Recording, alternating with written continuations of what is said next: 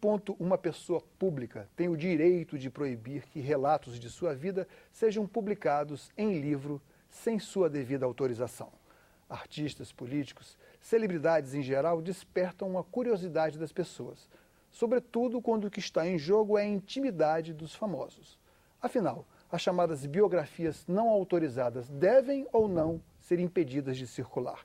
Para conversar sobre esse tema, Cidadania recebe Ricardo Pedreira, diretor da Associação Nacional de Jornais. Seja bem-vindo, Ricardo. Como vai, Paulo? Tudo bem? Bom, parece que tudo começou, ou pelo menos foi reavivado mais recentemente, com a biografia do Roberto Carlos. É verdade. Que foi uma questão mais polêmica e houve uma corrente de artistas defendendo suas intimidades e uma corrente defendendo mais amplamente a liberdade de expressão. Onde se situa a Associação Nacional de Jornais? A ANJ ela é francamente favorável à liberdade de expressão sem nenhum tipo de restrição prévia, né? O nosso entendimento é esse, inclusive, porque essa questão não diz respeito apenas às biografias, diz respeito à liberdade de expressão de uma forma geral. O nosso entendimento é que, no caso dessas biografias, se buscou uma brecha, um artigo do Código Civil que permitia os biografados ou parentes de biografados eventualmente proibir previamente a divulgação dessa biografia sob a alegação de que ela estava invadindo a privacidade e a intimidade das pessoas. Mas a verdade é que vários juristas, inclusive, opinaram no momento daqueles debates que essa interpretação podia ser, no limite, ampliada para tudo, o que faz a gente entender que poderia ser ampliada, por exemplo, para que os próprios jornais, as próprias revistas, os meios de comunicação fossem tivessem seus conteúdos previamente submetidos a alguma análise antes da divulgação dessas informações. E, na nossa opinião, isso é frontalmente contrário à liberdade de expressão na forma como ela está colocada na nossa Constituição. Portanto, a posição da ANJ é de que nada deve passar por crivo prévio, seja biografia, seja jornal, e independente de ser uma pessoa pública ou não. Mas você concorda, desculpa te interromper para que eu não perca o raciocínio aqui e essa levada aqui da pergunta, você concorda que uma vez publicada uma notícia que depois o jornal ou a revista venha a fazer até mesmo uma autocrítica, essa revisão, essa retificação nunca terá, dificilmente tem o mesmo espaço que a notícia anterior. Ela vai lá para a página 6, 7, vai para o É verdade, isso acontece, todo mundo erra. Não apenas os jornais, os autores de biografias, mas os jornais também quando corrigem eventuais erros. Mas isso não justifica a mudança do princípio de que não cabe nenhuma autorização prévia, não cabe nenhum controle prévio. No caso, por exemplo, que você cita dos jornais, que muitas vezes fazem a correção de um erro da forma indevida, escondendo a correção, na opinião da ANJ, o que cabe é um direito de resposta bem exercido. Inclusive, tramita aqui no Congresso uma regulamentação do direito de resposta que está inscrito na nossa Constituição, mas não regulamentado, e que trata disso, né? Portanto, a nossa visão é o seguinte, é aquela que está na Constituição. Ninguém, inclusive que já foi definido pelos ministros do Supremo Tribunal Federal, quando julgaram a lei de imprensa, né, a inconformidade da lei de imprensa que veio lá da época do regime militar com a Constituição de 88. Diversos ministros disseram naquela época, me lembro muito bem do ministro Aires Brito, que disse assim de uma forma muito simples, ninguém tem o direito de dizer previamente a ninguém o que deve dizer. Se a pessoa que disse, que exerceu o seu direito, a sua liberdade de expressão, ofendeu, caluniou, difamou, posteriormente existe uma legislação que prevê a punição disso. No caso dos jornais, para ficar aqui na questão dos jornais que a gente estava comentando, cabe também o direito de resposta e que isso seja regulamentado de uma forma correta, mas nunca o controle prévio da informação. Mas você concorda que, ainda que publicado na mesma página, nas mesmas condições, ou no caso de televisão, por exemplo, ainda que haja um direito de resposta na mesma hora da programação, no mesmo tempo de duração, o desmentido nem sempre tem aquela carga daquilo que foi veiculado, do falso que foi veiculado, e, portanto, o mal teria sido feito sem Você tem razão, eventualmente isso acontece, mas a democracia não é um regime perfeito. Eu acho que melhor é pagar o preço de uma correção mal feita ou sem a devida dimensão, do que se aceitar que previamente as informações devem ser controladas. Claro. Essa é a situação ideal, mesmo levando em conta que esse ideal muitas vezes não é alcançado. A democracia não é perfeita, mas é o melhor regime que tem. Agora, o livro, embora não tenha a capilaridade da veiculação tão ampla quanto um jornal, e que dirá das redes sociais, que hoje são praticamente incontroláveis, né? De vários pontos de vista. O livro parece algo muito mais perene, que dura mais tempo.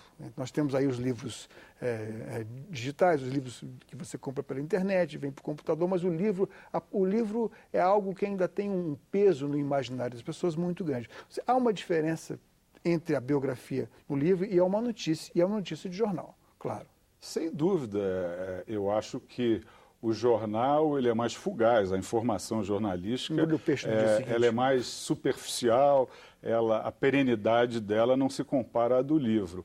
Mas, no entanto, acho que o princípio tem que ser mantido, mesmo levando em conta que o livro pode trazer uma calúnia, mesmo levando em conta que o livro pode trazer uma difamação. Aí, isso faz parte, na minha opinião, de um processo realmente até de amadurecimento democrático. Na medida em que algum autor escreva uma biografia, ou de forma deliberada ou não, por má fé ou não, incorra num erro, numa injúria, numa difamação, numa calúnia, depois demonstrada pela justiça, e que seja punido por isso, da forma que estabelece o Código Civil, certamente ao longo do tempo, outros escritores terão mais cuidado ao fazerem suas biografias e tudo mais, né? Mas, de novo, eu volto ao ponto. Esse é um mal menor do que o mal maior de se entender que isso justifica algum tipo de controle, de autorização prévia, mesmo no caso dos livros. Quando um juiz identifica uma matéria que pode ser prejudicial a uma pessoa pública ou pode ser até a um político, e esse juiz manda sustar a veiculação ou a distribuição de um jornal ou de uma revista, você acha que isso é uma interferência na liberdade de expressão? Não tenho nenhuma dúvida. Isso é contrário à Constituição. Em nenhum momento você admite que isso pode ser uma garantia de um direito constitucional? Não. Previamente, não. Eu acho que a Constituição, veja só, a liberdade de expressão, ela não é um direito absoluto. Tanto não é um direito absoluto que, se ela for mal exercida, ela implica em punições a quem não exerceu ela direito. Agora, a Constituição brasileira é muito clara, se você ler lá um determinado artigo, eu não vou saber citar aqui, de que é vedado, expressamente vedada a censura prévia, isso sim é uma questão absoluta. Isso sim eu acho que eu vejo como uma cláusula pétrea. Então, eu acho que um juiz, como ocorreu agora, anteontem... Eu exatamente não queria fulanizar a questão. Não, mas enfim, mas isso ocorre com frequência, sobretudo nos períodos eleitorais, ocorre com frequência, a gente que acompanha isso lá na NJ, a gente tem todo realmente um relatório regular, um acompanhamento regular. Nos momentos, nos períodos eleitorais, cresce enormemente o número de, geralmente, políticos que recorrem à justiça por ter conhecimento de que determinada informação vai ser veiculada num jornal, numa revista, na rádio, na televisão, busca justiça para impedir que aquilo seja divulgado, sob argumentos que aquilo vai ferir a honra dele ou que mesmo está violando o segredo de justiça. Mas você não vê nenhuma diferença entre aquilo que pode ser do interesse público e, por exemplo, uma notícia sobre algo que seja da vida íntima, privada, das relações pessoais, das preferências sexuais, por exemplo. Você não vê nenhuma diferença. Tudo seria censura nesse caso. Não, eu acho que talvez possa caber sim no julgamento de um juiz, porque a diferença da figura pública e da figura comum, vamos dizer assim. Eu acho, assim, como Qual seria o critério, então, para... Sempre tem uma subjetividade, sempre tem uma subjetividade. Eu acho que o importante, sobretudo, quando se trata de figura pública, é que a figura pública, de uma forma geral, todos os aspectos da vida dela são relevantes, né? Agora, um juiz pode decidir assim ou assado, conforme a visão dele. Mas eu acho que o princípio maior de evitar o controle prévio é que deve sempre nortear também a decisão do juiz. Por isso que nós, na NJ, com frequência, criticamos essas decisões de juízes. De uma forma geral, elas acontecem em primeira instância e depois, nas instâncias seguintes, nas instâncias superiores, essas decisões são reformadas. Mas aí... usando até uma expressão que você usou aqui já no início, o mal já foi feito, as pessoas ficaram privadas em algum momento de terem acesso àquela informação, né? Nós temos um caso exemplar, que é aquele caso da escola lá de São Paulo, em que os diretores da escola foram, inclusive, à ruína. É verdade. Tiveram que se desfazer de todos os seus bens para se defender de uma acusação de, salvo engano, era de pedofilia. É verdade. E depois se apurou que não havia nenhum indício que eles eram inocentes. Como fica esse caso, então? Olha, esse é um dos casos mais lamentáveis da história do jornalismo, do mau jornalismo. Naquela oportunidade, nesse episódio, os jornalistas exerceram mal a atividade deles, dando ouvidos apenas a delegados, a policiais que estavam investigando. Mas, mesmo assim, eu acho que não se admite, não se justifica qualquer controle prévio. Houve também um caso anterior a isso, ainda no governo Collor, o ministro da Saúde, Alcenir Guerra, abriu uma licitação para a compra de bicicletas para os agentes de saúde. Isso já faz 20 e poucos anos, 23 anos, né? E aí as lojas o vencedor da licitação foi a Lojas do Pedro.